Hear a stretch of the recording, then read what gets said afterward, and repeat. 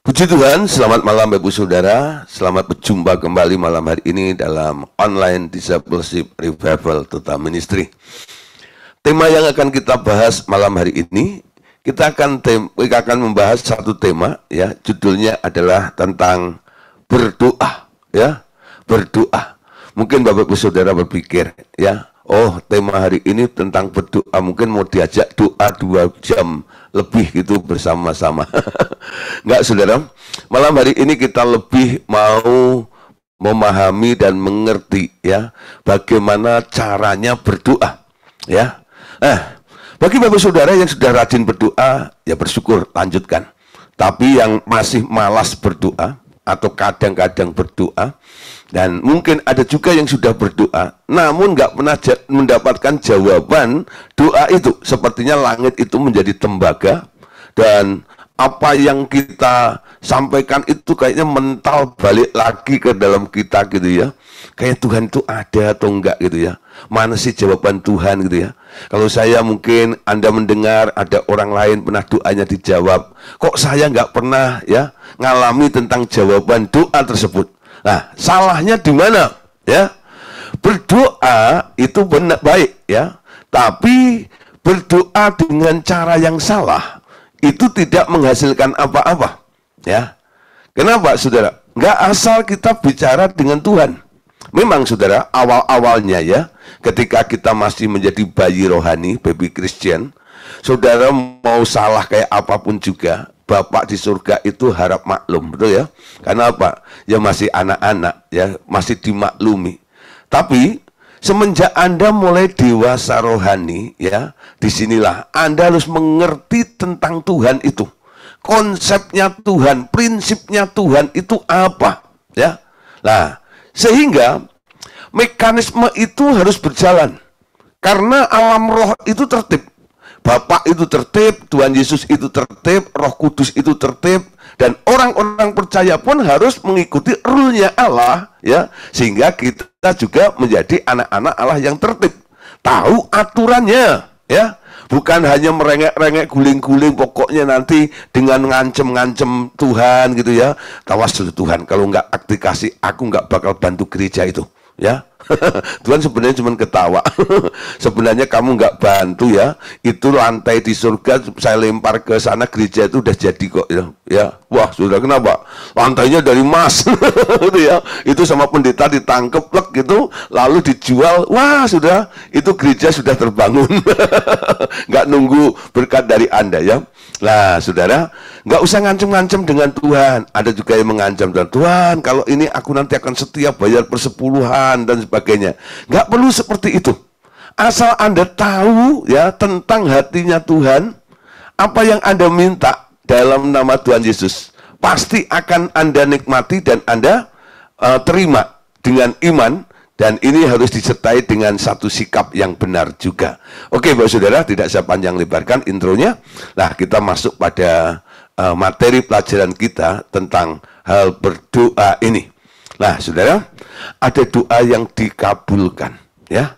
Semua orang yang percaya kepada Tuhan, entah siapapun yang dianggap mereka sebagai Tuhan, menganggap doa itu sebagai sarana meminta sesuatu yang diinginkan atau dibutuhkan mereka dalam hidup mereka. Nah, saudara, apa yang kita bahas hari ini tema kita ini, ya, penjelasan ini sebenarnya hasil daripada survei, ya. Setiap orang, entah siapapun, ya, agamanya apapun juga, dan siapapun, ya, yang dianggap sebagai Tuhannya, lalu mereka berdoa, ya. Ada yang berdoa di gereja, ada yang berdoa di masjid, ada yang berdoa di kelenteng, ya, berdoa di wihara dan sebagainya. Mereka kalau ditanya ngapain? Mau doa, ya, mau berdoa.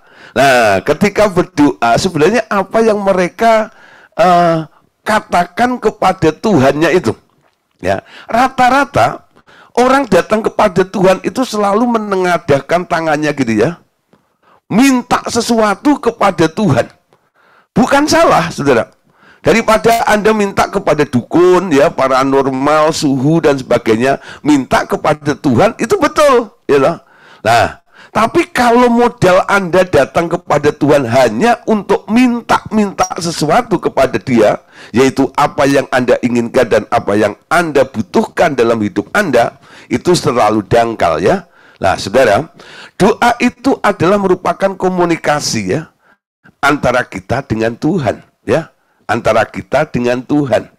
Nah, waktu kita berdoa, sebenarnya kita sedang berdialog dengan Tuhan. Jadi kita nggak boleh nyecer Tuhan terus, nanti Anda berhenti, pokoknya Tuhan satu hal saja, ngangguk saja ya. Yes, gitu ya. Itu harapan Anda kan seperti itu. Nah, nggak heran saudara, khususnya di orang-orang Kristen ya, khususnya orang-orang karismatik itu, mereka memuji, menyembah Tuhan dulu gitu ya. Bahkan pendetanya bilang kadang-kadang, mari Bapak Ibu Saudara, kita senangkan Tuhan dulu. Ya, nanti kalau Tuhan itu senang, kalau kita minta kan Dia kasih. Siapa yang pernah dengar ada pemimpin rohani ngomong begitu ya? Yuk kita senengin Tuhan, kita puji-puji Dia, ya. Kita agung-agungkan, kita ngomong di depan Dia. Oh Tuhan, Engkau baik. Oh Tuhan, Engkau besar. Oh Tuhan, Engkau murah hati. Ujung-ujungnya apa? Bagi dong, minta dong, gitu ya. Nah, apa bedanya umpama ya? Saya ketemu Pak Joni, ya, di Tasik itu. Nah, saya puji-puji dia. Pak Joni ganteng nih, Pak Joni keren nih, mobilnya bagus nih, wah dompetnya tebel nih, gitu loh. Pak Joni itu saya dengar orangnya loyal, orangnya murah hati, betul nggak itu? Gampang penuh dengan belas kasihan, ya. Nah, terus Pak Joni mulai itu, siapa dulu bapaknya? Nah, setelah ada di atas angin gitu, tarik nih ya, ada tujuan nih, saya membangga-banggakan atau menyanjung-nyanjung Pak Joni tadi itu. Ujung-ujungnya apa? Pak Joni pinjam duitnya dong. Pak Joni minta duitnya dong, kalau ya. Nah, Pak Joni yang udah kena pujian dari saya tadi itu, rasanya dia bilang nggak tega, nggak ngasih Pak Gideon tuh. Lah, apakah Tuhan itu seperti itu sih? Ya, coba kalau Anda memandang saya gitu ya, muji-muji seseorang, ujung-ujungnya saya minta, Anda pandang saya, nilainya seberapa sih? Betul. Oh, ternyata, oh jebule, oh nyatane, enggak lah. Pak Gideon tadi itu memuji-muji Pak Joni tadi tuh, cuman mau minta duit toh. Betul nggak? Rendah sekali, betul nggak ya? Anak-anak Allah tidak harusnya seperti itu loh. Ya, memandang Allah, ya, datang kepada Allah, sikap mentalnya harus dibangun. Ya, makanya Tuhan bilang, kalau datang kepada Allah, berdoa, pertama kali sebut yang di atas itu Bapakmu. Artinya apa? Kalau Dia Bapak, kita yang sedang menghadap ngomong ini, kita ini adalah anak. Dan firman berkata, ya, kalau kamu anak, artinya kamu adalah ahli waris, betul? Apa yang Bapak punya adalah kamu punya. Mental pengemisnya, mental peminta-minta berkat itu harus dihilangkan dari kita semuanya, betul? Nah, kita harus mulai ya, mulai bangkit, mulai tumbuh di sini. Aku bukan pengemis berkat di hadapan Tuhan, tapi aku adalah ahli waris kerajaan surga. Apa yang Bapak punya adalah saya punya juga. Amin. Nah, boleh disimpulkan. Jadi doa ya yang selalu berpusatkan kepada kepentingan dan kebutuhan pribadi orang itu.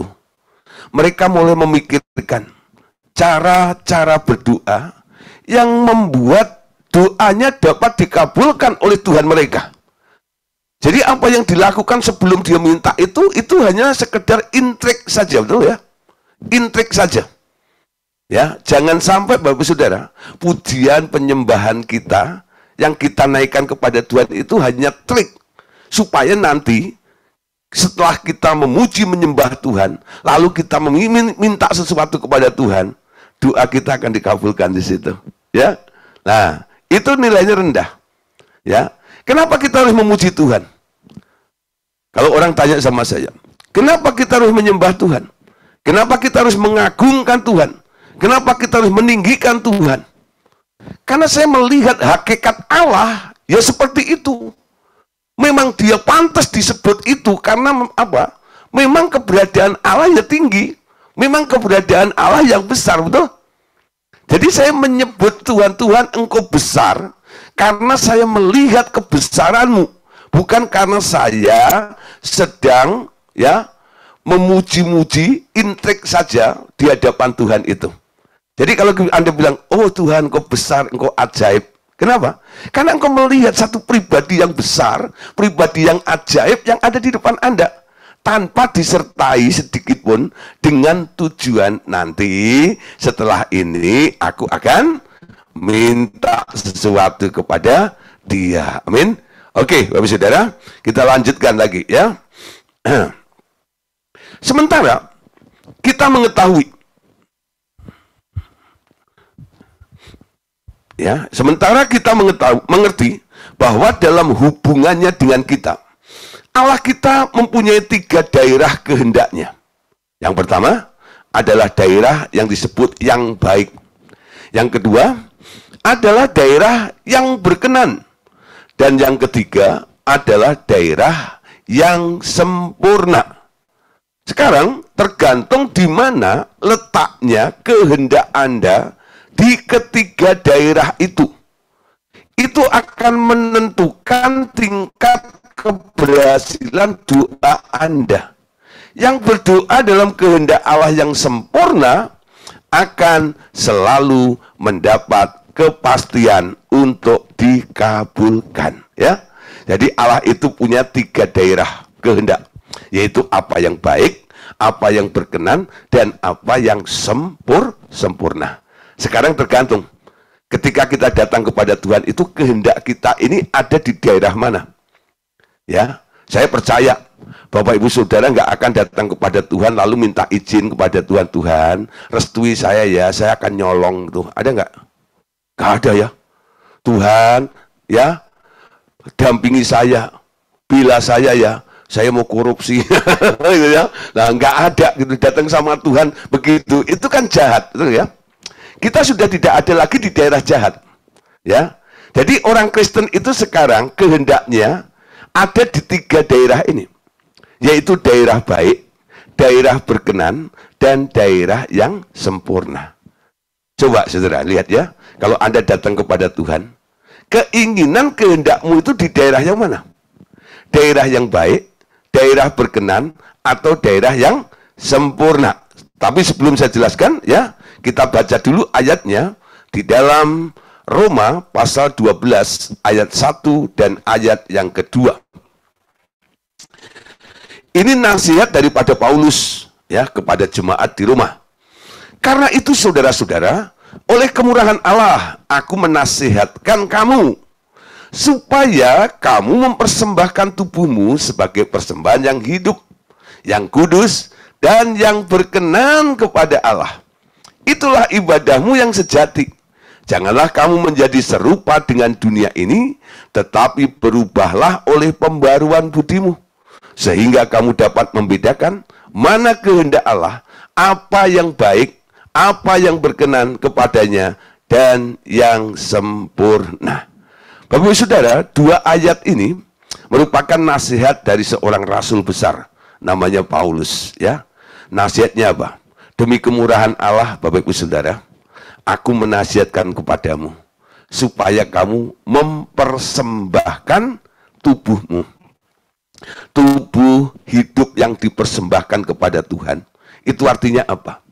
Kalau saya persembahkan ya duit saya ya ke gereja gitu, masuk ke kantong kolektor ya, lah umpama 100.000 saya masukkan ke situ.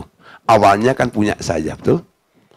Ketika sudah saya persembahkan, itu masih punya saya atau enggak? Bukan ya? Punya siapa? Punyanya gereja, betul enggak ya? Kenapa? Saya masukkan ke kantong kolektor, lah disitulah duit 100.000 saya tadi itu sekarang miliknya gereja. Amin. Nah, di sini ya, hidup yang dipersembahkan artinya apa? Anda kehilangan hak hidup Anda, betul? Anda kehilangan hak hidup Anda. Keinginan manusia itu kadang-kadang kan didorong karena dia punya hak, betul ya? Didasarkan karena dia punya hak. Hak untuk meminta, hak untuk pengen ini, hak untuk memiliki, hak untuk ini, dan sebagainya. Hak-hak semuanya itu Anda buang. Itu namanya mempersembahkan hidup kepada Tuhan. Hidup ini ku letakkan pada mezbahmu ya Tuhan. Banyak orang Kristen jago nyanyinya, betul ya? Hidup ini ku persembahkan kepadamu Tuhan. Seluruhnya aku persembahkan, roh, jiwa, dan tubuhku, sak dompet-dompetku. Wah, gitu ya. Wah, kalau ngomong itu semangatnya luar biasa. Apakah ketika orang itu berbicara kepada Tuhan dengan seperti itu, apakah dia nangkep, dia ngerti apa yang sedang dia ucapkan? Artinya apa? Ketika Anda sedang berkata seperti itu, Anda sedang membuang hakmu. Aku nggak punya hak lagi. Aku nggak punya keinginan lagi. Aku nggak punya tujuan lagi, betul? Itu namanya hidup yang dipersembahkan. Dan Paulus nggak memaksa sih. Ini hanya merupakan nasihat. Amin. Nasihat itu boleh Anda dengar, boleh tidak. Ya, mungkin telingamu mendengar, Anda boleh lakukan, Anda boleh tidak melakukannya. Ini sekedar nasihat. Malam hari ini, saya mengutip ayat ini, saya pakai untuk menasihati Bapak Ibu Saudara yang sedang mendengarkan pengajaran malam hari ini. Ya, apa yang dikatakan oleh Paulus, sekarang saya ulang.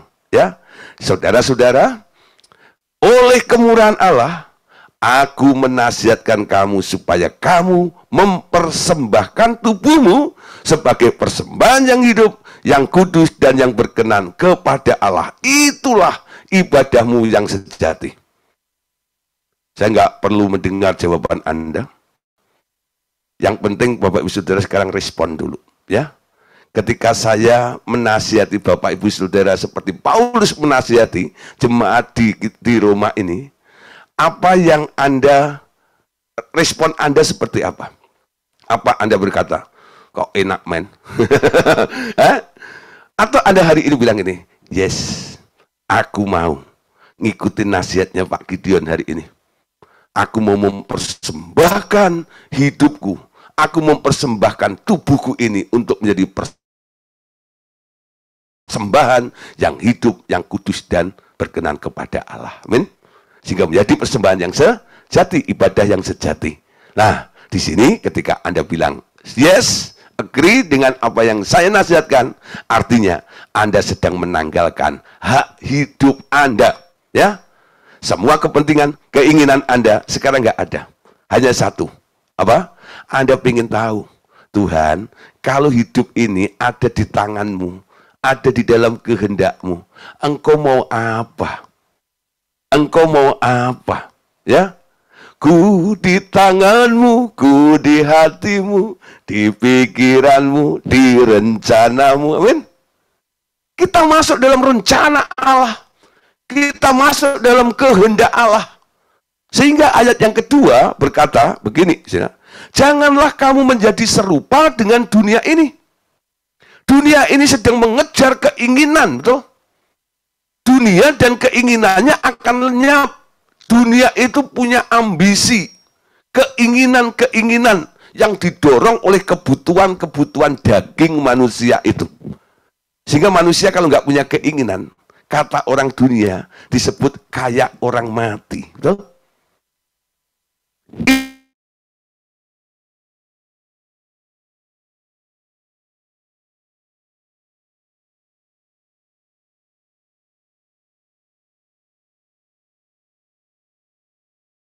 Kayak orang yang sudah mati. Orang hidup itu harus punya keinginan. Betul? Baru hidup namanya. Nah, soalnya orang kan pengen dilihat hidup ya. Lalu apa? Menciptakan banyak keinginan-keinginan sendiri di sini. Paulus bilang, jangan seperti orang dunia. Amin. Yang penuh dengan ambisi dan keinginan-keinginan itu. Lalu dia katakan, ya, tetapi berubahlah oleh pembaruan budimu. Cara berpikirnya harus berubah. Ya. Sehingga kamu dapat membedakan mana yang baik, mana yang berkenan, dan mana yang sempurna. Amin. Nah, saudara, perhatikan lagi ya, 1 Yohanes 5, satu ayat lagi ya. Dan inilah keberanian percaya kita kepadanya, yaitu bahwa ia mengabulkan doa kita jikalau kita memintanya sesuai, ya, jikalau kita meminta sesuatu kepadanya menurut kehendaknya. Dan jikalau kita tahu bahwa ia mengabulkan apa saja yang kita minta, maka kita juga tahu bahwa kita telah memperoleh segala sesuatu yang telah kita minta kepadanya. Perhatikan saudara di sini ya. Kalau kita minta, kalau toh ada permohonan di dalam doa-doa kita itu, apa yang Anda minta, apa yang Anda mohonkan kepada Tuhan, itu harus menurut kehendaknya. Ya, harus menurut kehendaknya. Jadi sekarang kita ngerti ya, sebelum Anda mengatakan keinginanmu kepada Tuhan dalam doamu itu, Anda harus tahu dulu tentang kehendak Tuhan atas hidupmu. Sehingga apa yang Anda sampaikan keinginanmu kepada Tuhan itu adalah apa yang cocok, yang Tuhan mau lakukan, kerjakan, dan terjadi di dalam kehidupan Anda. Amin. Nah, yang baik, yang berkenan, dan yang sempurna. Nah, saudara, yang sempurna itulah kehendak 100% yang kita tangkap dan yang kita mengerti. Saya sering memberikan ilustrasi ya tentang 3 hal ini. Mungkin Bapak Ibu sudah pernah dengar di khotbah yang lain. Tapi untuk hal ini boleh saya ulang sedikit ya. Bagaimana kita mengerti tentang pengertian apa itu yang baik ya. Orang yang baik ya, kata baik itu kan orang Chinese bilang cincai lah yao, gitu, baiklah gitu loh ya. Nah, cincai. Ya sudahlah gitu ya. Ya wis lah gitu ya. Jadi, tapi saudara, orang yang merestui ya dari permintaan seseorang itu lalu dia berkata cincai lah, ya sudahlah, baiklah seperti itu loh. Sebenarnya dia nggak cocok dengan keinginannya, betul? Nggak cocok dengan keinginannya. Namun karena orang itu mungkin ngotot terus, lalu akhirnya ya orang yang diajak ngomong yang dimintain itu akhirnya ya sudahlah, karena kamu ngotot terus, nih tak kasih nih akhirnya, ya.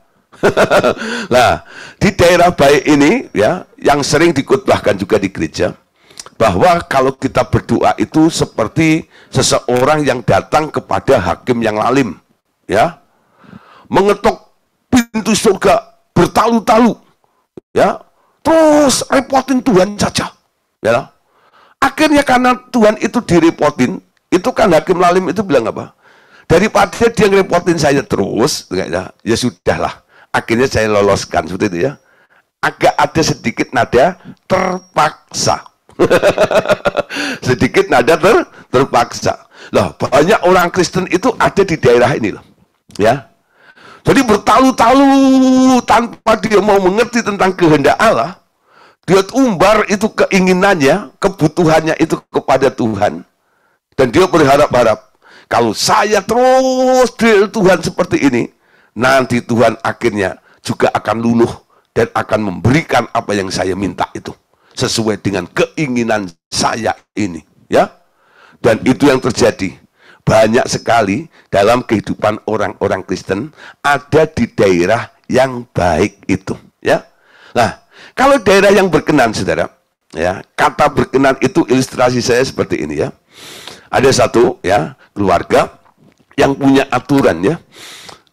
Pokoknya semua yang ada di dalam rumah ini pokoknya harus sudah ada di rumah ya sebelum jam 10 malam, gitu ya. Nah, kalau sudah di atas jam 10 malam nggak dapat pintu, ya itu aturannya.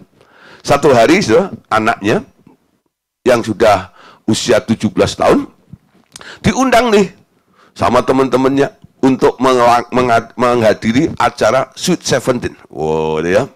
Lah, acaranya pesta, sudah ya. Selesai acaranya jam 10, sudah. Ya. Kalau dari sana jam 10 sampai rumah bisa setengah 11, jam 11 itu ya. Dia bingung nih, gimana nih? Masa saya pulang di tengah-tengah pesta seperti itu? Ya, akhirnya dia ngomong sama maminya, "Mam, ya, papa itu kan aturannya begini ya. Tapi ini mah, gitu ya. Gimana nih, ya, ya. Tapi mah, gitu ya. Ini sekali ini aja lah, gitu ya." Lalu mamanya bilang gini, oke lah, gitu ya. Ini cuman sekali ya. Nanti kalau ada apa-apa, mama akan ngomong sama papa, ya. Lalu istrinya, suaminya ini udah jam 10, dia cek isi rumahnya, ya. Loh, di mana anaknya? Kok belum pulang? Lalu tanya sama istrinya, itu kok belum pulang gimana? Lalu istrinya bilang, oh gini loh, ya, si anak itu ngadirin pesta Sweet 17 dari sana jam 10, ya. Tapi kan aturan begini-gini, ini kan nggak sering-sering, gitu ya. Kan sekali doang. Akhirnya papanya bilang apa? Ya sudahlah, ya lah, untuk kali ini nggak apa-apa. Ya, nah saudara, lalu anak ini datang jam 11, ya, dapat pintu nggak? Dapat, saudara, ya, ting dong, pintunya dibuka, udah pulang ya, dimarahin nggak? Enggak, ya. Nah, tapi kita lihat ya, walaupun dia dapat pintu, sebenarnya dia melanggar aturan nggak? Melanggar ya. Tapi papahnya berkenan, amin. Nah, di daerah berkenan itu nggak boleh sering-sering, saudara. Ini masih di daerah yang belum tepat seperti kehendak Allah. Nah, kalau di daerah sempurna itu beda. Itu tepat seperti apa maunya Tuhan, amin. Dan itu yang firman Tuhan katakan tadi di dalam 1 Yohanes 5 ayat 14 sampai 15. Ada jaminannya. Dan inilah keberanian percaya kita kepadanya, yaitu bahwa ia mengabulkan doa kita jikalau kita meminta sesuatu kepadanya menurut kehendaknya. Dan jikalau kita tahu bahwa ia mengabulkan apa saja yang kita minta, maka kita juga tahu bahwa kita telah memperoleh segala sesuatu yang telah kita minta kepadanya. Amin. Doa yang menurut kehendak Allah pasti dijawab oleh Tuhan. Amin. Pasti dikabulkan oleh Tuhan. Sekarang ini menjawab ya. Kalau Bapak Ibu Saudara pernah berdoa, doamu nggak dijawab oleh Tuhan sampai hari ini. Kira-kira apa persoalannya? Nah, ya. Ini kan bukan hal yang jahat kan Tuhan. Ini kan hal yang baik yang aku minta kepadamu. Tuhan bilang apa? Doa itu harus nurut kehendakku. Amin. Bapa kami yang ada di surga, dikuduskanlah namamu, datanglah kerajaanmu, jadilah kehendakmu di bumi seperti di surga. Itu konsep doa yang diajarkan oleh Tuhan Yesus. Amin. Jadi ketika kita berdoa, jangan berpikir sendiri. Ketika kita berdoa, jangan doamu itu berdasarkan atas keadaanmu, atas perasaanmu, ya, atas kekacauanmu sendiri. Amin. Atas masalahmu. Anda tahu, ya, Anda harus ngerti dulu kenapa Anda ngalami seperti ini. Nah, nanti Anda akan ketahui, ya. Anda harus bisa melihat Anda sedang ada dan berhadapan dengan Allah yang besar. Ketika Anda, ya, berhadapan dengan Allah yang besar,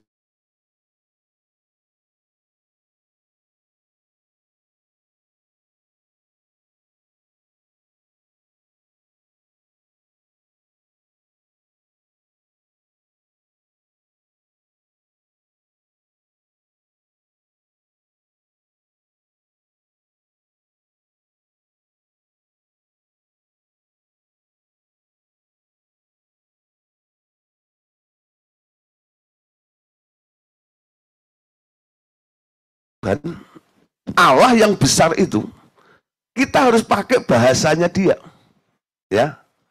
Bahasanya orang besar itu, ya, itu bukan hal-hal yang kecil. Ada satu contoh saudara di dalam Alkitab, ya. Ada satu orang namanya Yabes, ya, namanya Yabes, sehingga terkenal ya doa Yabes ini. Malah ada lagunya, lagunya ya, yang dinyanyiin sama Angel Karamo itu ya. Mana itu? Kiranya ya, Engkau memberkati aku melimpah-limpah. Oh ya, itu sering ya. Kalau saya khotbah di gereja itu, nanti penutup tuh kadang-kadang setelah selesai doa berkat, amin gitu ya. Nah, WL-nya langsung mengangkat lagu itu. Kiranya Engkau memberkati aku melimpah-limpah.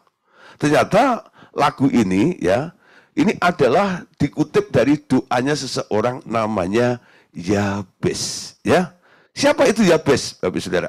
Ya, sorry. Ya, siapa itu Yabes? Ya, siapa itu Yabes? Perhatikan di sini. Yabes adalah keturunan Yehuda. Ya, Yehuda itu salah satu anaknya Yakub ya. Nah, dari jalur pernikahannya sendiri sebagai hasil rekayasa Tamar. Tamar adalah menantu Yehuda yang menikah dengan Er dan kemudian dengan Onan, adik Er setelah kakaknya mati. Kemudian Onan mati juga dan Yehuda berjanji akan mengawinkannya dengan Sela. Tamar kemudian menyamar menjadi pelacur dan menjebak Yehuda karena ia menunggu tanpa hasil haknya untuk dinikahkan dengan adik iparnya yang terkecil. Akibatnya Yehuda harus menikahi sendiri Tamar, bekas menantunya itu. Ketika dilahirkan, ibunya memberi nama Yabes karena dia telah dilahirkan dengan kesakitan. Ya, nah saudara, jadi Yabes itu sebenarnya anak haram.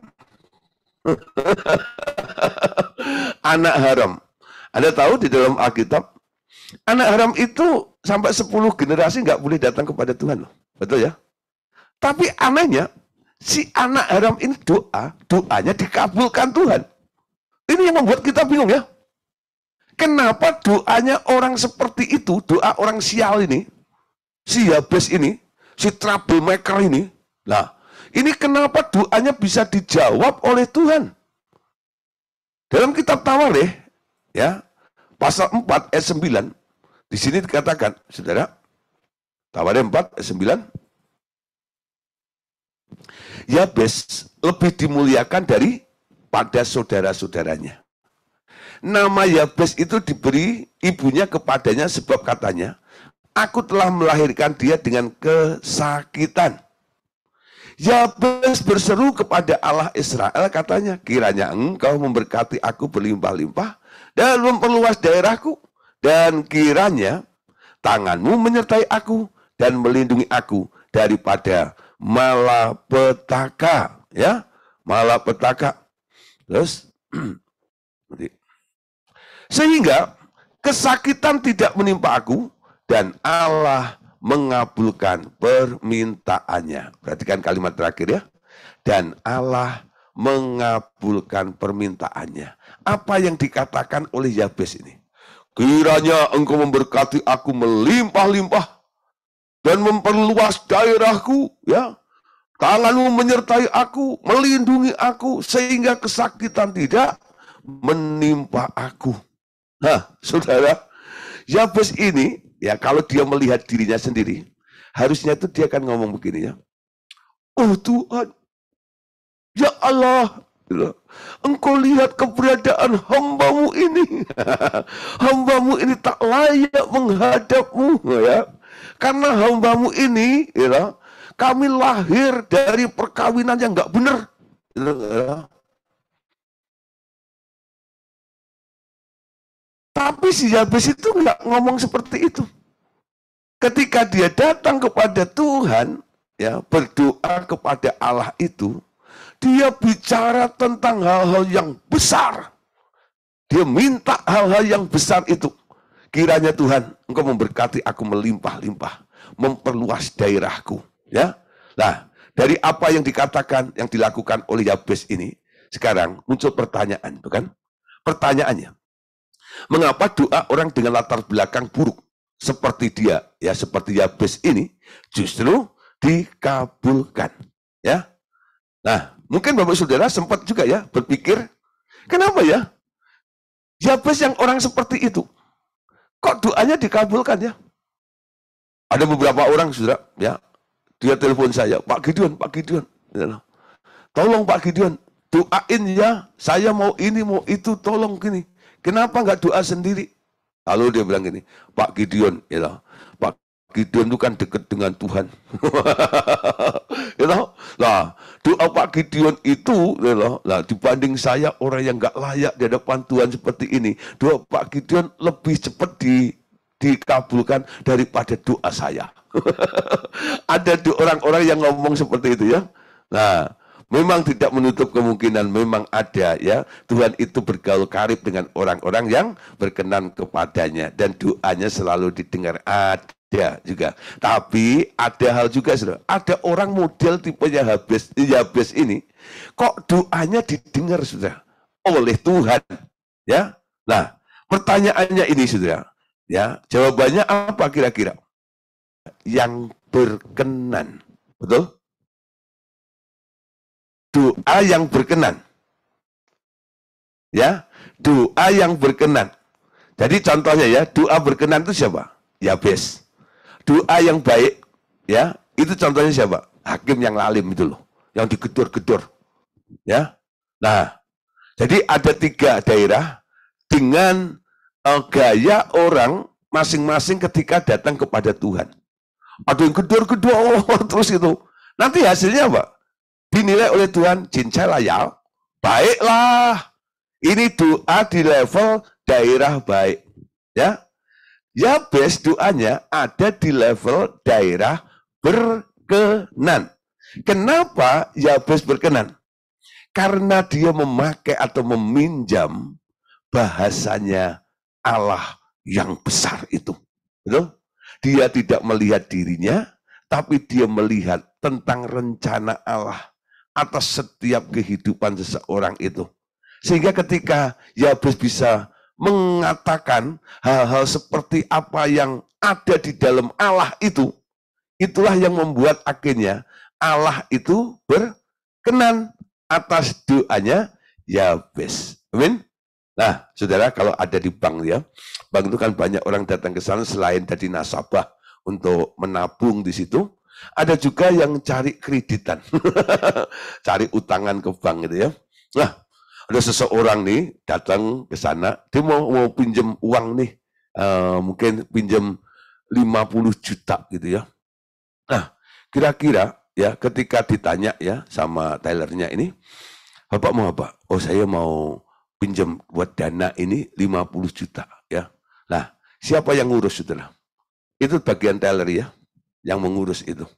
Lalu datanglah orang yang naik ya, baby Benz itu atau Alphard itu, lalu dari situ lalu masuk ke sana. Ya. Lalu cari pinjaman juga ya. Nah, kalau orang biasa usaha kecil ya pinjamannya paling sekitar itu 20-50 juta. Paling pantas 100 juta itu ya. Nah, ini bos besar sudah ya. Dia butuh dana untuk menyuntik perusahaannya, ya. Nah, dia butuh dana mungkin sekitar 20 miliar gitu ya. Ya, 20 miliar sampai 30 miliar gitu. Lah, ketika disampaikan gitu, ada orang yang mau cari pinjaman 30 M, ya. Orang yang pinjam 30 M ini, saudara, tidak dilayani oleh teller biasa. Sama teller diarahkan ke ruang apa? Pimpinan, saudara ya. Ke ruang pimpinan situ. Ya, lah kenapa, saudara?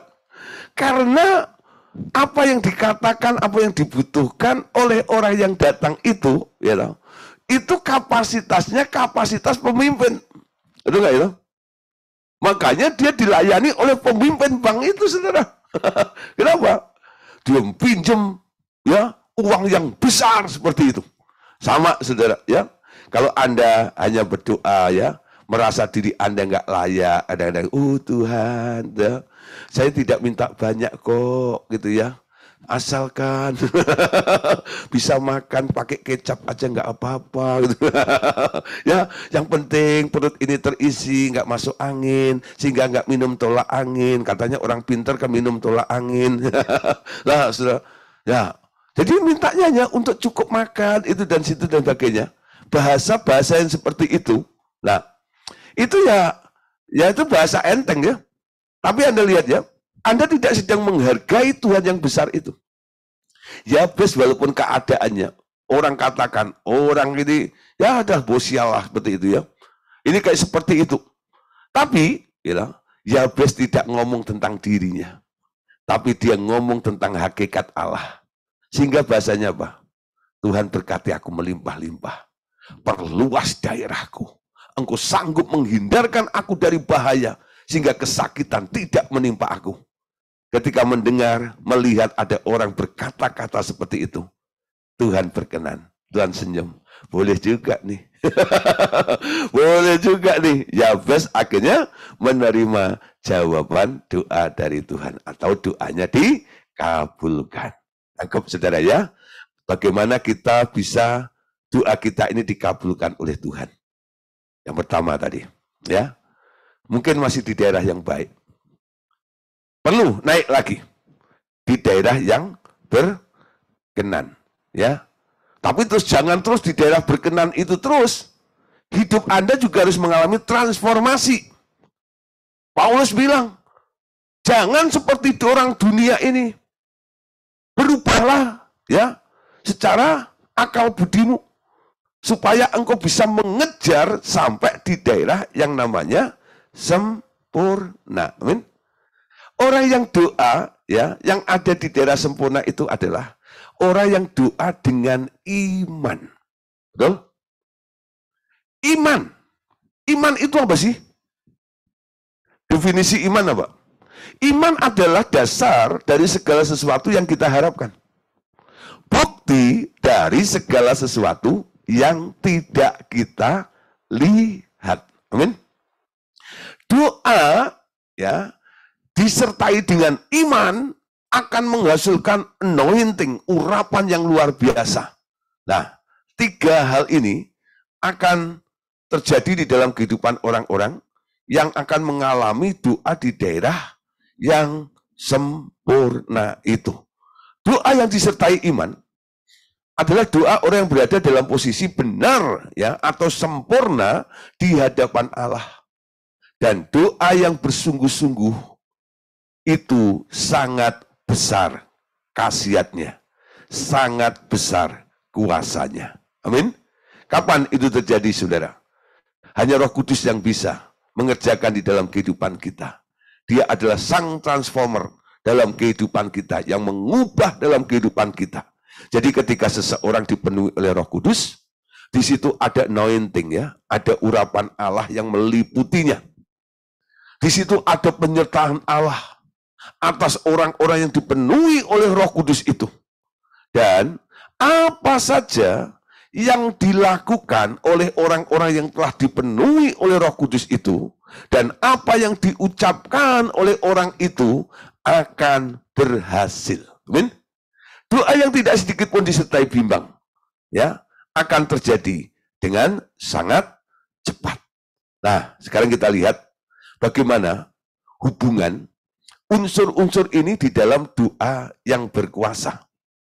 Orang yang mengerti benar akan posisinya sebagai orang benar dan berdoa dengan sungguh-sungguh serta menerima kepenuhan Roh Kudus, lalu disertai oleh urapan Allah, maka doanya akan terjadi segera, ya, alias tak pakai lama. Doa-doa semacam ini termasuk ke dalam golongan doa yang berkenan kepada Dia, ya. Nah, doa yang lahir dari iman akan menyelamatkan orang sakit itu, dan Tuhan akan membangunkan dia, dan jika ia telah berbuat dosa, maka dosanya itu akan diampuni. Karena itu hendaklah kamu saling mengaku dosamu dan saling mendoakan supaya kamu sembuh. Doa orang yang benar sangat besar kuasanya dan ada hasilnya. Elia adalah manusia biasa yang sama seperti kita. Dan ia telah bersungguh-sungguh berdoa supaya hujan jangan turun dan hujan pun tidak turun di bumi selama 3 tahun 6 bulan. Ya, nah saudara, perhatikan sini ya, doa yang lahir dari iman. Ya, doa yang lahir dari iman. Iman itu timbul dari pendengaran. Pendengaran oleh firman Kristus. Iman timbul dari pendengaran. Pendengaran oleh firman Kristus. Jadi kalau ayat ini, saudara, ya kita hubungkan dengan iman yang timbul dari pendengaran akan firman Kristus. Kira-kira bunyinya seperti apa? Doa yang lahir dari firman yang timbul dari pendengaran akan firman Kristus ini ya. Nah, iman timbul dari pendengaran akan firman Kristus kan? Jadi doa yang lahir dari firman-Nya Kristus, betul gak ya? Nah, itu yang disebut apa? Firman Kristus itulah yang namanya rema, betul? Bukan logos. Rema. Ada orang kadang-kadang dalam doa dia klaim beberapa ayat ya. Kenapa dia bawa-bawa ayat itu ketika berdoa? Karena dia mungkin hafal ayat itu. Lalu dia comot ini ya. Oh, kalau urusan orang sakit ini ya, oleh bilur-bilurnya kamu akan sembuh. Oh, kalau urusannya orang nggak punya duit itu ya, dia yang kaya rela menjadi miskin supaya kita yang miskin menjadi kaya. Lalu itu kita bawa kepada Tuhan. Tuhan, kau yang ngomong loh, ini firman-Mu loh ya. Nah, kalau tentang hal mencukupi kebutuhan itu, nanti pasti akan ada ayat lagi. Allahku akan memenuhi segala kebutuhanku menurut kekayaan dan kemuliaannya di dalam Kristus Yesus Tuhan kita. Wah. Nah, kalau butuh penyertaan Tuhan supaya berhasil, segala perkara dapat kutanggung di dalam Dia yang memberikan kekuatan kepadaku. Hafal semuanya gitu ya. Nah, ayat-ayat itu sering dibawa dalam doa. Tapi bukan karena Roh Kudus yang mengingatkan kepada Anda. Tapi karena Anda nyari-nyari dulu. Jadi firman itu Anda bawa sendiri. Itu namanya logos, ya. Logos itu sebenarnya Anda nggak sedang berpikir tentang ayat itu ya. Tapi ketika Anda berdoa ada dorongan yang kuat. Roh Kudus mengingatkan tentang ayat itu. Lalu ayat itu ya menjadi peneguhan di dalam kehidupan Anda bahwa Tuhan akan menjawab doa Anda. Atas dasar apa? Ya, Tuhan telah berfirman. Kan ada ayatnya. Tidak Anda pampang di hadapan Tuhan, pamerkan kepada Tuhan untuk mendesak Tuhan. Ini loh Tuhan, ya. Engkau kan ada firman-Nya seperti ini. Jadi engkau harus menjawab doaku seperti firman ini. Nah, itu kan keinginan-keinginan kita sendiri, betul? Ya, walaupun pakai ayat firman. Ya. Jadi doa yang lahir dari firman Kristus itu akan menyelamatkan orang sakit, ya. Dan Tuhan akan membangunkan dia. Yang telah berbuat dosa akan diampuni. Ya. Nah, doa orang benar ayat 17-nya. Sangat besar kuasanya. Ya. Ada hasilnya. Di sini dipakai contoh siapa tadi? Elia. Ya. Dipakai contoh Elia. Alkitab mengatakan Elia adalah orang yang luar biasa. Amin. Elia adalah orang yang luar biasa. Amin. Amin lagi. Tidak. Ya, coba lihat sini ya. Elia adalah manusia biasa. Nggak ada istimewanya. Artinya apa? Anda dan Elia tidak sama. Sama, saudara ya. Elia dan Anda itu nggak ada beda. Sama. Manusia biasa sama seperti kita, katanya. Namun, kelebihan daripada Elia itu apa? Ia telah bersungguh-sungguh berdoa supaya hujan turun dan hujan pun tidak turun. Ya, hujan jangan turun dan hujan pun tidak turun di bumi selama 3 tahun 6 bulan. Kenapa Elia itu berdoa seperti itu? Itu idenya siapa sih? Coba nanti Anda coba lihat ya. Idenya siapa? Idenya Tuhan. Betul nggak ya? Sehingga Elia ini bernubuat karena diperintah oleh Tuhan. Tuhan yang menginspirasi Elia itu. Sehingga Elia ini berkata, jangan turun hujan. Ya, benar. Ya, 3,5 tahun nggak turun hujan. Seperti apa yang diinginkan oleh Tuhan. Lalu Elia menjalankannya. Ya. Nah, saudara, kita perhatikan di sini ya. Doa-doa seperti ini luar biasa. Doa orang benar besar kuasanya. Amin. Nah, sekarang kita lihat ya. Doa orang benar atau doanya yang benar. Ada orang ya yang mahir merangkai kata-kata. Wah, kalau doa gitu ya, doanya itu sampai bikin gentar gitu Anda ya. Ya Bapa kami yang ada di surga. Ada vibrannya itu kalau doa. Oh Tuhan, itu yang kami kenal di dalam nama Tuhan Yesus. Ya. Ya, itu bahasa puitis sekali gitu ya. Saya nggak bisa niruin, ya, karena saya nggak bisa berpuitis seperti itu ya. Nah, mungkin kalau ada yang bisa seperti itu nanti bisa catetin buat saya. Wah, gitu ya. Ya, bahasa sangat puitis sekali gitu ya. Rapi seperti itu. Wah. Lalu orang bilang, ini orang ngomongnya nggak ada yang salah itu ya. Doanya benar-benar rapi, tersusun seperti itu, ya. Wah, sudah orang kagum dengan doanya. Seperti itu, ya. Nah, sudah. Tapi memang katakan gini ya. Doa orang benar. Ya. Ada orang yang ngomong benar, tapi orangnya nggak benar. Bisa, betul nggak ya? Tapi orang yang benar akan bicara tentang hal yang benar, betul? Kenapa? Orang benar itu sumbernya. Bicara orang benar itu bisa dilihat dari hati orang itu, betul? Apa yang keluar dari mulut seseorang itu adalah pancaran dari hati seseorang itu, betul?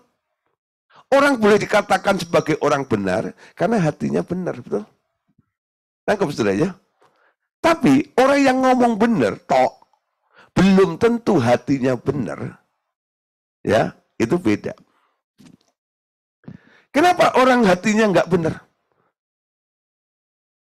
Karena nggak diisi dengan kebenaran. Hati yang dipersembahkan kepada Tuhan diisi, dikendalikan oleh Tuhan. Lalu Tuhan bertahta di dalam hati orang itu. Sekarang Tuhan yang bertahta dalam hati orang itulah yang berbicara. Ya, tentang keinginan-keinginannya. Lalu orang yang menerima Yesus dalam hatinya ini, sekarang ngerti harus ngomong apa di dalam doanya itu. Siapa di sini kalau doa itu sambil mikir gitu ya? Ada nggak? Ada nggak? Coba. Coba ya, nanti pas doa itu harus sambil mikir gitu. Coba saudara, kalau pas doa jangan sambil mikir. Coba mulai rasakan. Beda saudara ya. Pikiranmu dan perasaanmu nanti beda. Pertama sebelum Anda berdoa, Anda merasakan hadirnya Tuhan. Kau hadir dalam hidupku, gitu ya. Rasakan dulu. Tuhan kau ada di dalam diriku. Mari Tuhan mengalir. Ya. Lalu Anda mulai berkata-kata sambil Anda tangkap intuisimu. Kira-kira apa gitu ya. Kalau Anda pikirkan, keluar dari pikiranmu, nanti Anda tata begitu rapi, takut salah, takut diketawain. Itu. Doanya seperti itu. Coba ya, doa dengan iman. Doa orang benar, ya. Sangat besar kuasanya. kalau didoakan dengan sungguh-sungguh. Amin. Nah, 1 Samuel pasal 10 ayat 6 dan ayat yang ke-7. Maka roh Tuhan akan berkuasa atasmu, engkau akan kepenuhan bersama-sama dengan mereka dan berubah menjadi manusia lain. Apabila tanda-tanda ini terjadi kepadamu, lakukanlah apa saja yang didapat oleh tanganmu, sebab Allah menyertai engkau. Saudara, ya. Jadi hasil daripada kepenuhan Roh Kudus, ya, ini membuat ada satu hal yang Tuhan boleh, ya, yang kita lihat di sini, ya, apabila tanda-tanda ini terjadi kepadamu, yaitu kepenuhan Roh Kudus itu, ya, lakukan apa saja yang didapat oleh tanganmu, sebab Tuhan menyertai engkau. Nah, jadi kendali Roh Kudus itu membuat apa? Membuat Anda ngetik nih. Durungan Roh Kudus, durungan Roh Kudus, durungan Roh Kudus. Sampaikan. Dan itu artinya apa? Tuhan menyertai. Apa yang Anda lakukan, apa yang Anda panjatkan, pasti akan direstui dan dikabulkan oleh Tuhan. Amin. Markus 11 ayat 23. Markus 11 ayat 23. Sesungguhnya aku berkata kepadamu, siapapun yang berkata kepada gunung ini, ya, gunung ini, terangkatlah dan terbuanglah ke laut, asal tidak bimbang hatinya, tetapi percaya bahwa apa yang dikatakannya itu akan terjadi, maka hal itu pun akan terjadi baginya. Amin. Doa yang selalu dijawab oleh Tuhan adalah doa yang tidak bimbang.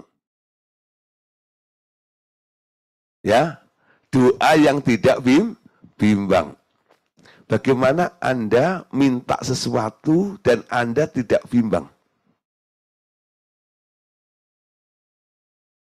Coba ya. Bagaimana Anda meminta sesuatu dan Anda tidak bimbang, kira-kira? Coba ya. Kalau Anda pengen dari diri Anda, lalu Anda datang kepada seseorang, ya, minta sesuatu kepada bosmu atau orang kaya itu, ya, minta apa yang Anda inginkan itu, pasti waktu Anda datang, Anda sambil ngomong, walaupun Anda tahu nih, bos itu, orang kaya itu sangat murah hati. Tapi pasti ada dong satu kebimbangan. Kasih enggak ya? Betul enggak itu? Dikasih enggak ya? Bagaimana doamu tanpa kebimbangan? Ya, bagaimana doamu tanpa kebimbangan? Ya. Nah, ketika Anda tahu, umpama saya ini ya, umpama Pak Jeffrey Patras gitu ya.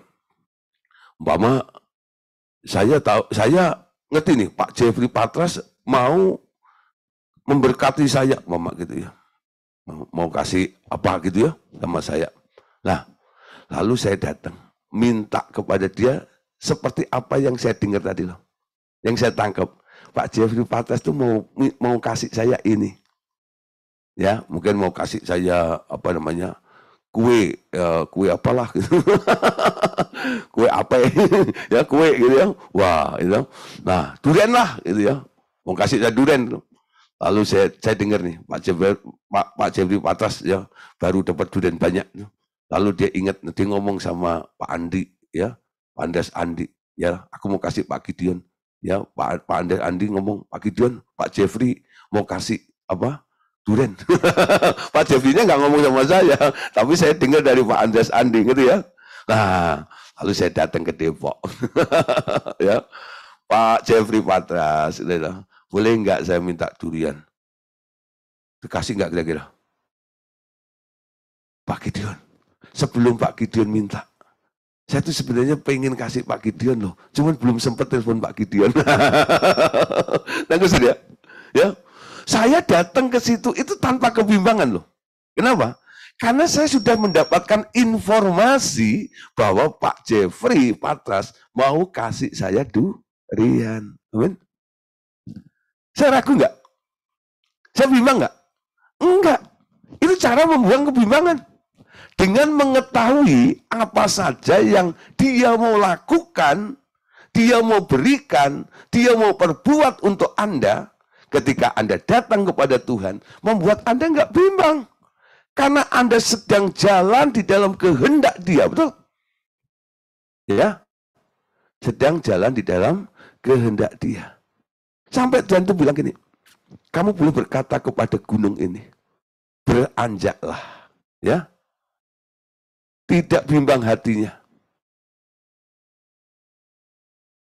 ya, terbuanglah ke laut, dan itu akan terjadi.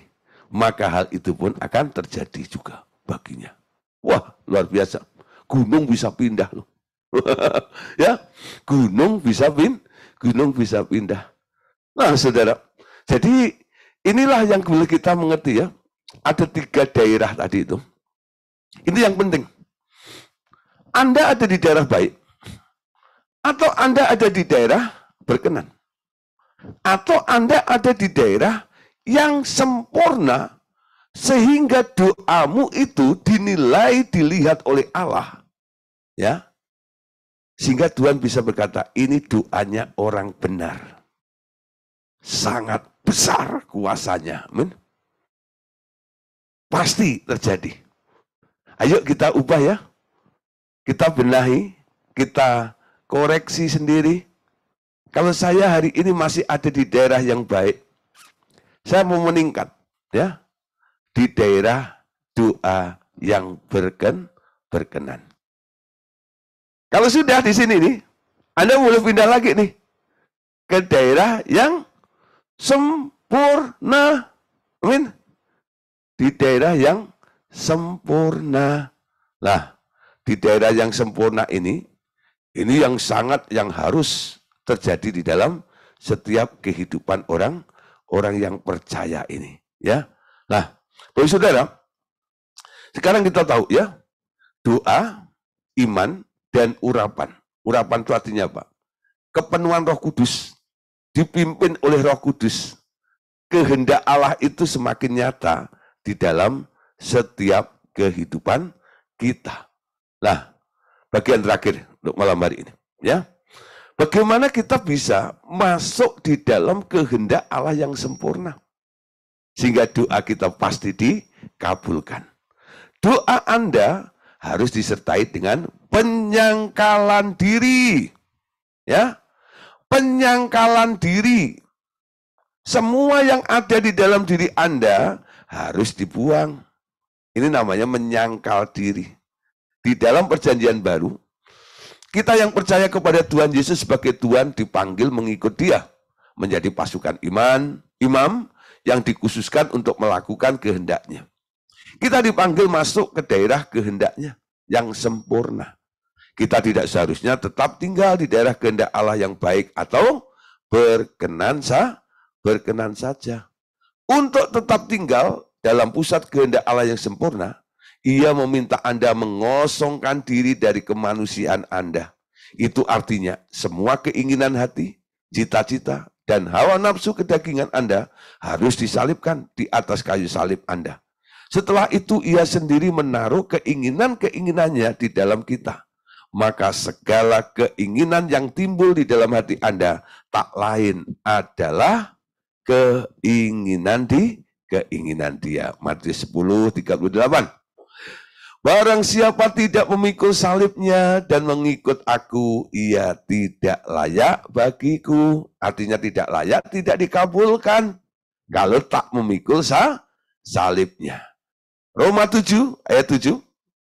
Jika demikian, apakah yang hendak kita katakan? Apakah hukum Taurat itu dosa? Sekali-kali tidak. Sebaliknya, justru melalui hukum Taurat aku telah mengenal dosa.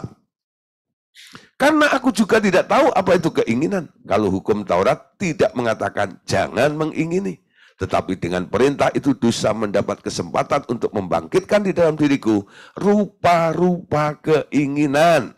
Sebab tanpa hukum Taurat dosa mati. Amin. Nah, di sini saudara ya, aturan-aturan ya itu akan membangkitkan rupa-rupa keinginan. 1 Petrus 4 ayat 1 sampai 3. Jadi karena Kristus telah menderita secara badani, kamu pun harus juga mempersenjatai dirimu dengan pikiran yang demikian. Karena siapa yang telah menderita secara badani, ia telah berhenti berbuat dosa. Supaya waktu yang sisa, jangan kamu pergunakan menurut keinginan manusia, tetapi menurut kehendak Allah. Sebab telah cukup banyak waktu kamu pergunakan untuk melakukan apa yang suka dilakukan bangsa-bangsa yang tidak mengenal Allah. Kamu telah hidup dalam berbagai hal nafsu, keinginan, kemabukan, pesta pora, perjamuan, minum, dan penyembahan berhala yang terlarang itu. Ya. Nah ini saudara, ini ayat-ayat pendukung tadi tentang keinginan ya. Berikutnya, ada beberapa contoh tentang doa yang menurut apa yang diperintahkan Tuhan. Ya, baik di dalam masa perjanjian lama maupun di dalam perjanjian baru, saudara. Ya, ini contohnya ya. Ada 2 contoh di sini, yang di dalam perjanjian lama dan di dalam perjanjian baru tentang doa yang menurut kehendak atau perintahnya Allah. Keluaran 14 ayat 16 yang pertama ya. Dan engkau angkatlah tongkatmu dan ulurkanlah tanganmu ke atas laut dan belahlah airnya, sehingga orang Israel akan berjalan dari tengah laut di tempat yang kering. Saudara, tentang Musa membelah laut, itu idenya siapa? Idenya siapa, saudara? Ya, ketika Musa dan bangsa Israel itu dikejar oleh tentara Firaun dengan kereta dan kudanya, yang di belakangnya itu ya, dia diperhadapkan di depannya ada laut, saudara. Ya, wah ketakutan luar biasa. Akhirnya, ketika Musa itu mengalami namanya jalan buntu, ya, saat tiada jalan, dia buat jalan, tuh ya. Saat tiada jalan, ya, Tuhan buat jalan. Dia buat jalan saat tiada jalan. Dengan cara yang ajaib, dibukanya jalanku. Itu yang dialami oleh Musa. Ketika dia mengalami jalan buntu. Musa, apa yang ada di tanganmu? Tongkat, Tuhan. Pukulkan tongkat itu di air itu. Musa nggak pernah berpikir membelah laut, betul nggak loh? Mana ada orang punya ide membelah laut itu, ada nggak? Nggak ada. Itu idenya siapa? Idenya Tuhan. Ya, Musa sendiri sudah ketika menjalankan harus memukul laut itu. Wah, saudara, Musa itu kalau ini benar nggak? Tapi Musa tahu ya, Musa itu punya hubungan dengan Tuhan luar biasa. Artinya apa? Musa itu mempercayai Tuhan. Kalau Tuhan ngomong apa saja pasti bisa. Betul? Nah, pukul, gitu, laut terbelah, saudara. Ya, laut terbelah. Luar biasa itu, saudara. Ya, bagaimana itu bisa terjadi? Seseorang mengalami perkara yang dahsyat luar biasa seperti Musa ini. Membelah laut. Amin. Mission impossible. Karena Musa mendengar arahan perintahnya tuh Tuhan. Amin. Yeskiel 37 ayat 4 sampai ayat yang ke-6. Baca di sini. Lalu firman-Nya kepadaku, bernubuatlah mengenai tulang-tulang ini. Dan katakanlah kepadanya, hai tulang-tulang yang kering, dengarlah firman Tuhan. Beginilah firman Tuhan Allah kepada tulang-tulang ini. Aku memberi nafas hidup di dalammu supaya kamu hidup kembali. Aku akan memberi urat-urat padamu dan menumbuhkan daging padamu. Aku akan menutup kamu dengan kulit dan memberikan kamu nafas hidup supaya kamu hidup kembali. Dan kamu akan mengetahui bahwa akulah Tuhan. Ya. Nah, saudara, satu hari ya, Tuhan bawa Yeskiel ini dihadapkan dengan satu kondisi ya yang sangat-sangat menjijikkannya. Banyak tulang-tulang berserakan di situ. Lalu Tuhan katakan, bernubuatlah mengenai tulang-tulang ini. Lalu Tuhan bilang, katakan kepadanya. Ini firman Tuhan ya. Tuhan yang mempengaruhi Yehezkiel. Tuhan yang menginspirasi Yehezkiel. Katakan kepadanya tulang-tulang itu, hei tulang-tulang yang kering, dengar firman Tuhan. Ya, aku memberi nafas, ya, aku memberi daging, aku memberi kulit, ya, sampai akhirnya tulang itu terbungkus persis orang hidup, karena ada nafasnya juga. Dari tulang kering seperti itu. Apa yang dilakukan oleh Yehezkiel? Dia hanya ngomong sesuai dengan apa yang diarahkan oleh Tuhan. Tuh. Kalau Musa tadi membelah laut, mission impossible, ya. Ini tulang kering.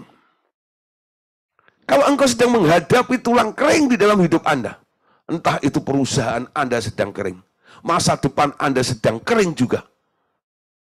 Jangan hanya ikut-ikutan. Oh, trennya ini loh. Kalau kondisi seperti ini itu ayatnya ini. Lalu Anda comot sendiri. Bukan, walaupun ada contoh-contoh di dalam Alkitab. Anda jangan terus asal comot ayat ini lalu Anda bawa sama Tuhan. Anda maksa Tuhan namanya. Tuhan, engkau telah melakukan begini ya. Lah, kayak Tuhan tuh Anda paksa. Itu enggak lah?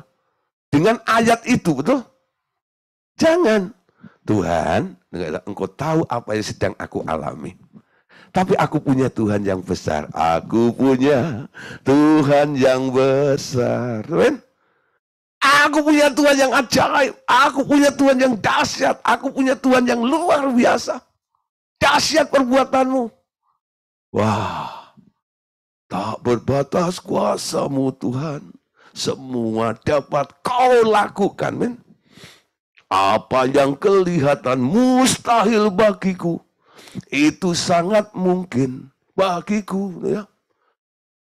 Nah, ya, mujizat itu dekat di mulutmu. Amin. Dan kita percaya. Hidup karena percaya. Lagu itu udah betul. Terima kasih sama Jonathan Pateas ini. Jonathan sama Prawira. Ya, yang ngarang lagu itu. Ya, itu betul. Ya, nah, sekarang tinggal kita mengaplikasikan dalam hidup kita ini. Tulang-tulang kering. Sampai akhirnya Tuhan bilang ini.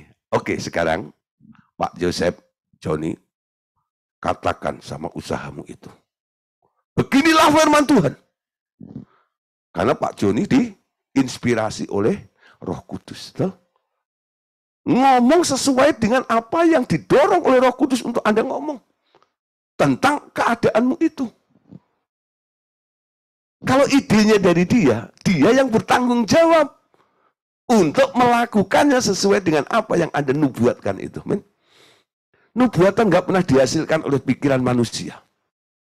Nubuatan itu dihasilkan oleh inspirasi Allah. Loh. Kalau Anda bernubuat itu karena Anda pikir sendiri, itu bukan nubuat namanya.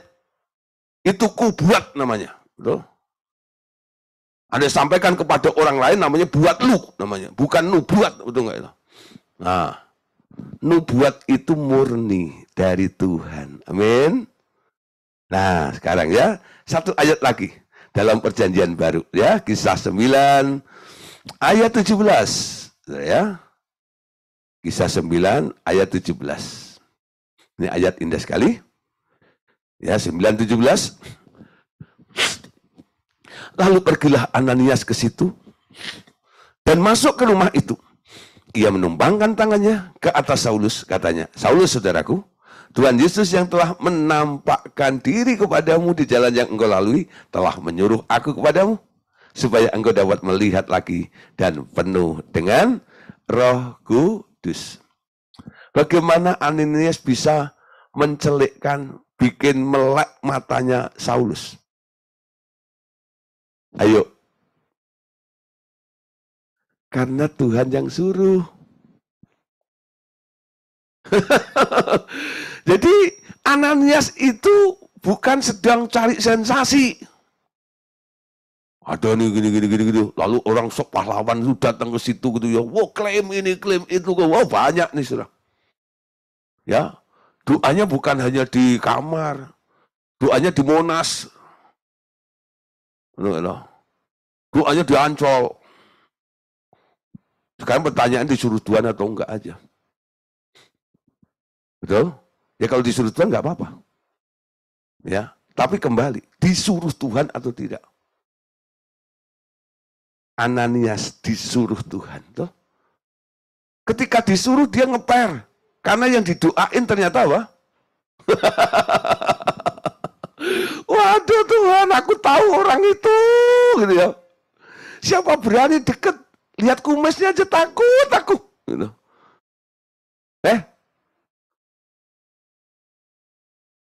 Orang dulu daftar mau didoain Pak Andreas itu di daftar gitu, takut di depan. Karena yang absen berkumis. Gitu ya.